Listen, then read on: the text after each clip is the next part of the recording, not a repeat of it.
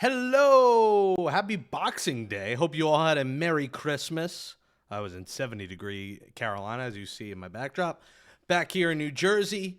Hope you all had a wonderful holiday. It's still the holidays. Happy New Year. Happy New Year, my favorite thing to say, because it's a universal line. Now, I won't get too long to get to the news, because that's what people want here on Mets Daily. But make sure you smash that thumbs up first. Hit that subscribe, as now we're approaching 3,100 subscribers. We appreciate your support during the holiday season. Stay safe, everybody. The snowstorm is hitting us. That is why I moved my flight up a day. Back here, ready to talk some Mets baseball. Well, Jeff Passan is probably the most respected reporter in baseball and the most trusted reporter in baseball. Now, he's probably the only baseball reporter I believe I have my Twitter notifications on for. So, Jeff Passan, when he says something, he knows what he's talking about. He's talked to the right people. And Jeff Passan on Threads was replying to questions, and he said this about the Mets. He said, I absolutely expect the Mets to get a big free agent, make a big trade, or both. And listen, I don't know what else you need to hear, the naysayers of David Stearns. I got people saying I'm a David Stearns and Stephen Cohen shill. They don't give me anything. This is an independent show. If anything, I'm less of a shill than anyone else out there because I'm not employed by SNY. I'm not with the Post anymore. I could say what I want. I don't get access. I know plenty of people at Citi Field that I don't need to worry about relationships with the up tops. I just tell you how I think it is. And Jeff Passan's telling you how he thinks it is. This isn't the Mets offseason. It's not done here in December 26th. If you followed, and I mentioned it, the baseball offseason moves very, very slowly. And Scott Boras is a big reason for that as contracts are bigger and bigger and bigger. And the reality is it might take some time, and I know you want to get your big player to replace the core that you just lost, but you might have to wait a little bit. But it doesn't mean the Mets aren't doing anything. I think a lot of people think the Mets are just going to sign a bunch of minor league guys and a bunch of scrap pieces and go into the seasons with rookies at every position. That's not going to be the case, guys. Like, they're going to get a good outfielder. It's coming. They're going to get a good starting pitcher. Now, after that, I'm not sure yet if they're going to get a good first baseman because if they believe Jorge Polanco is going to be the majority guy. I think he's the guy, and they maybe get a depth first baseman, and there's an option that I'll talk about in a little bit. But, they're going to go get a really good outfielder, and they're going to get a good starting pitcher. Believe me. So I know I see the stress. I got people tweeting, and I tweeted about it, like the Brody Van Wagenen's tweet of their offseason that included like Jake Marisnick and Rick Porcello and the scrubs that they, Dylan Betances. Those were the highlights of the Mets offseason. I'm telling you, they're going to get better players than that this offseason. And stop wishing for Wilpon times. And people are like, Wilpon took us, we won 2 World Series with him. Yeah, in 60 years. I think the problem is because Steve Cohen says we're going to win here in the first 5 years, and they haven't, people are starting to lose their minds. But the reality is it's very hard to win a World Series. And your goal is to build a consistent winner. And that's what the Mets are trying to do. With ESPN ranking them number 1 farm system in baseball, they're amongst baseball in the top 5 to 10 and every other ranking. They have built a farm system that is going to set them up for long-term sustainable success. They need the right pieces around it to build that. So just be patient with us, guys. Believe, trust, and just continue to remember that this core won nothing. And I know you love Pete. I know you love Nimmo. I know some of you like McNeil. But what they were they have individual stats and no team significance. And I know you don't believe me when I say this. They weren't beloved in that clubhouse. This isn't a political thing, a white versus Latino thing. What this was a losing core that they got rid of. Francisco Lindor is a future Hall of Famer. He's here. He's under contract. Juan Soto is a future Hall of Famer. He's here. He's under contract. They aren't part of the core from 2019. Lindor got here 2021. And that's 2 less losing seasons than McNeil, than Nimmo, than Alonso. So you have to realize Lindor is a star. And whether you believe in his and his wife politics or whatever the hell you're talking about, that doesn't have to do with the fact that he's a generational baseball player. And the Mets want generational baseball players. Brandon Nimmo is not a generational baseball player. He was a good player that put a smile on. Jeff McNeil won a batting title. Okay, that was 4 years ago. He's not the same player. He's regressing. He has an elbow issue. He's trash. He was great. Now he's nothing. They dumped that guy. Pete Alonso was a good baseball player, but the Mets believe he will age terribly and become a DH, and they don't want to give a DH $31 million deal. And that is $31 million a year. And that is just smart business. So believe they'll make moves because the best reporter in baseball is telling you they're going to do it. You just might have to have a little patience. But you got to believe. Do you believe that the Mets will sign Framber Valdez is my next question. Framber Valdez, the Mets have checked in on him reportedly in November that they were one of the teams, along with the Giants, that met with Framber Valdez. I think the Mets really do want Framber Valdez. They want a guy that can eat innings, that's pitched in the postseason. It just makes a lot of sense to sign Framber Valdez. I know a lot of people hate the one instance where he crossed up the catcher, and listen, I don't think that's great either. But the reality is when you look at his body of work, it's pretty damn good. And, what we've talked about with the Mets and with Framber is can they get him on a short-term deal? And I think what it comes down to is will Framber Valdez accept a 3 for 100, a 3 for 110? If that's the case, the Mets are comfortable giving him the high AAV. Listen, they gave Jorge Polanco $20 million. They just wanted to commit 2 years. They had a signing bonus. They lowered that down to 14. So they have ways that can, change the contract around where it doesn't crush them in year one and they could backload some money. And in Framber Valdez's case, I got to imagine the market isn't playing out the way he thought in terms of 5 or 6 years. Maybe it's because of the crossover with the catcher. Maybe it's because of the potential lockout next season. You're not seeing the A's just, stole Tyler Soderstrom for 7 years, 86 because he avoids arbitration. He gets paid now, but they get a heavy discount on it. So Framber Valdez is a guy that he could get himself a really nice contract in terms of a really high annual value, but he may not get the 6 years. And if I'm him, I'm taking the 3 for 120 if it's offered. And I don't know if the Mets will go to 120, but I got to imagine they could work some deferrals, work a signing bonus, and get this contract where it doesn't crush them in 2026 and allows them to go get other pieces a la an outfielder and maybe a depth piece like a first baseman. And if I'm the Mets, I do whatever I can here. I think you need a major starter. Framber's that guy. Whether you like him or not, he is a major name in the starting pitching market when you look at starters. Winning a ring, playoff success, innings eater, a dog out there on the mound.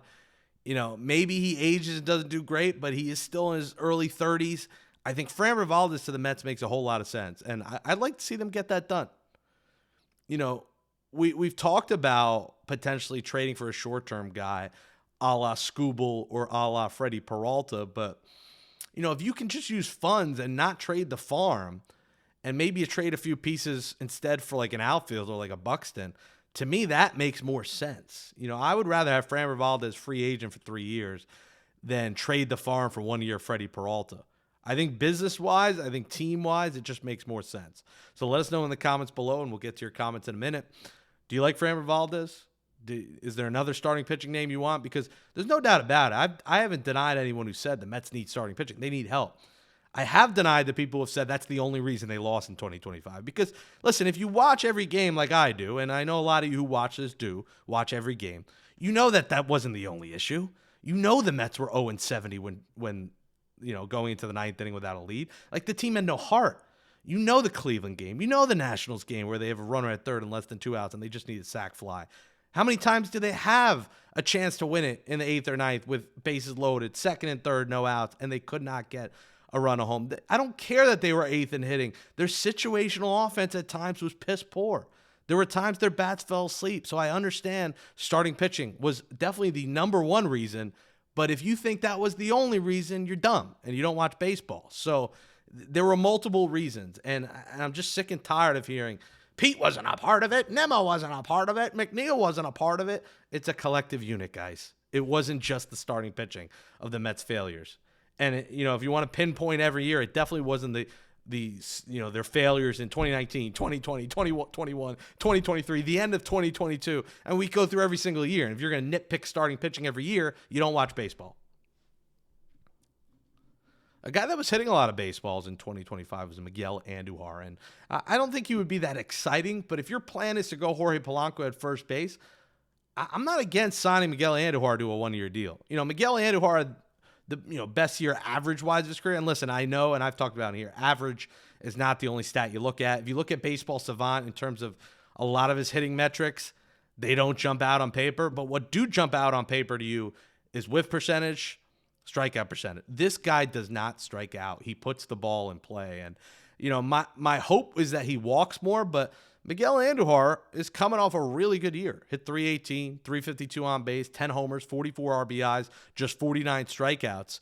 over 94 games. As a part-time player, Miguel Andujar makes a lot of sense. And, in the 34 games he played with the Reds when he went there, the guy hit 359 with a 400 on base and in big-time moments towards the end of the season.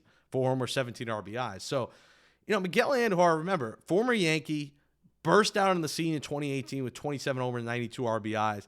Never really replicated that, dealt with a lot of injuries, did not play many games.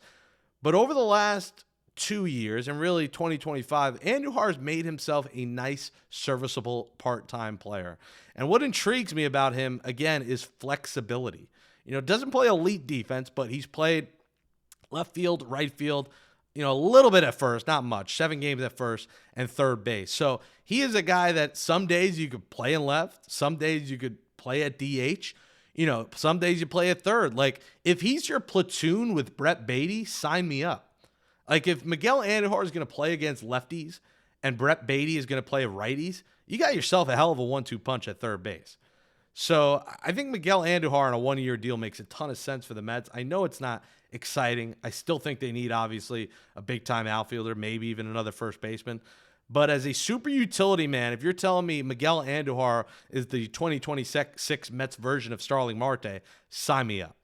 And a slight side note, like Starling Marte, like Juan Soto, Miguel Andujar is Dominican. So if you want the Dominican piece to, complement Juan Soto, that could be a little flexible, similar to Marte. I think he's just a little bit better of a hitter at this point of his career than Starling Marte. He's not going to steal the bases, but he's going to hit better than Starling Marte is. So, and he's played for 9 years. He's still just 30. He'll be 31 in March. So I'm intrigued by Miguel Andujar as like the 2026 Starling Marte version.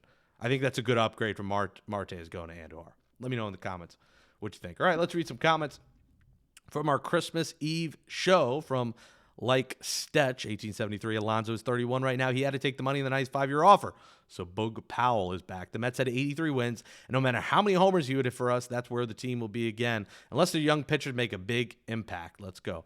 So great point there. Listen, we know the pitching was terrible in 2025.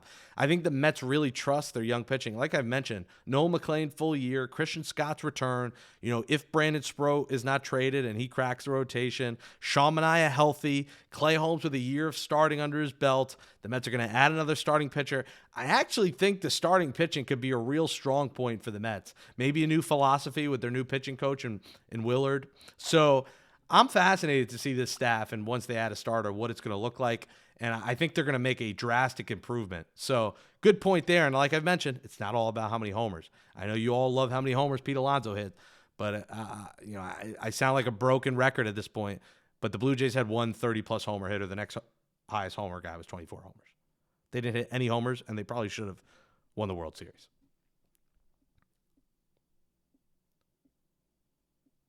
From Roughneck 13, Austin Hayes and keep Stearns' nephew Taylor. Just keep your nephew. Why does Stearns want a platoon center field with 2 righties? Side measures are exactly that. Well, Austin Hayes, Roughneck, is a left fielder, so Taylor would be a platoon with Benj.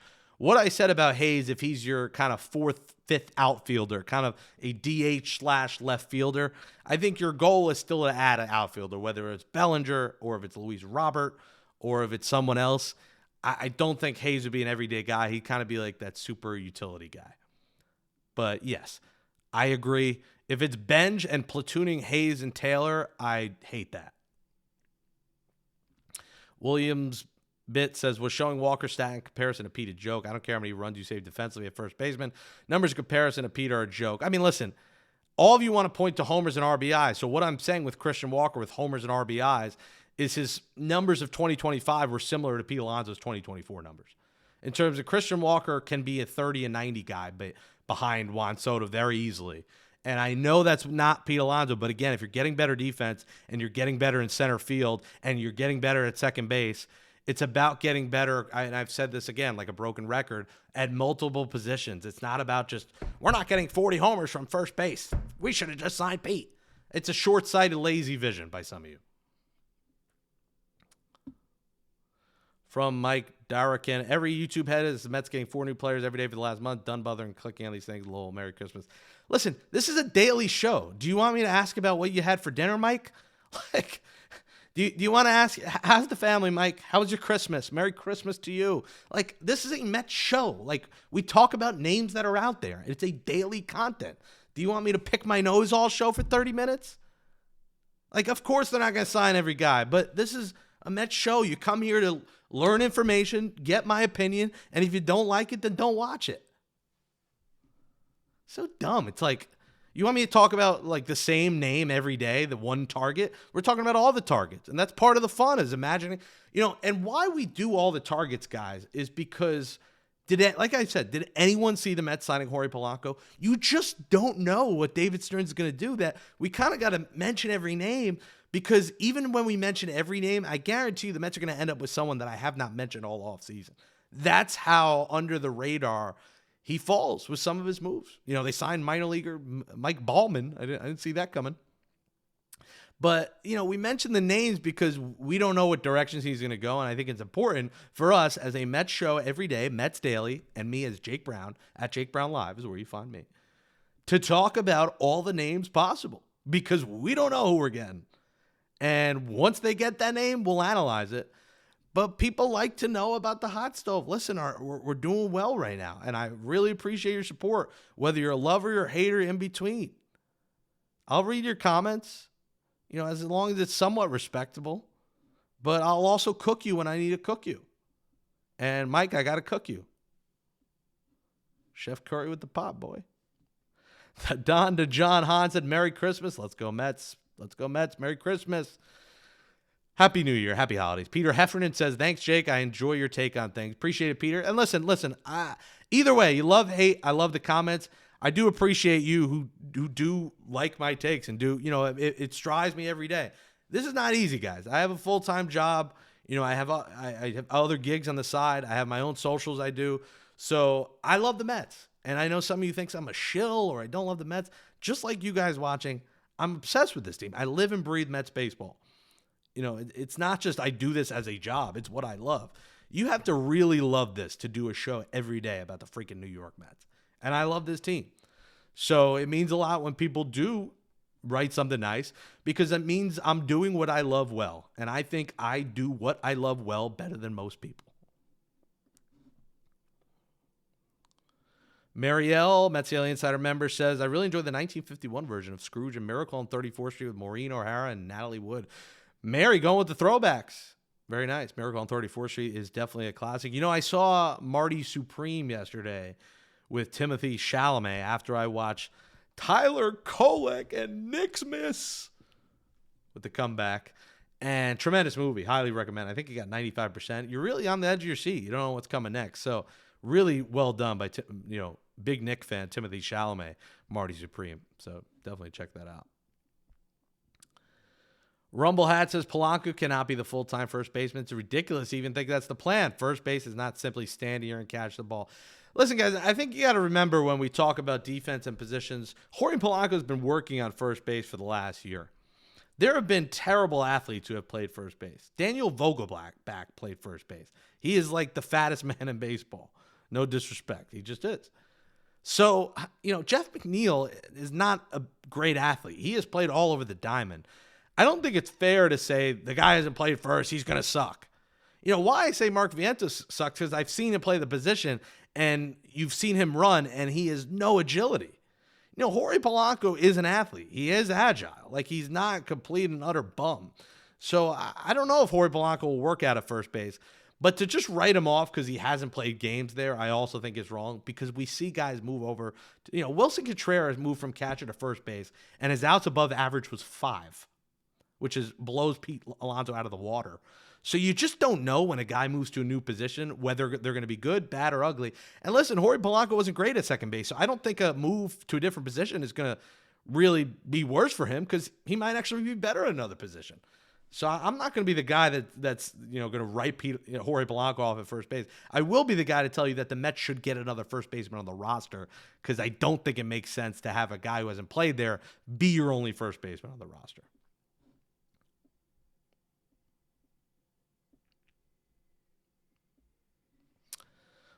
Drew says Austin Hayes, bleh.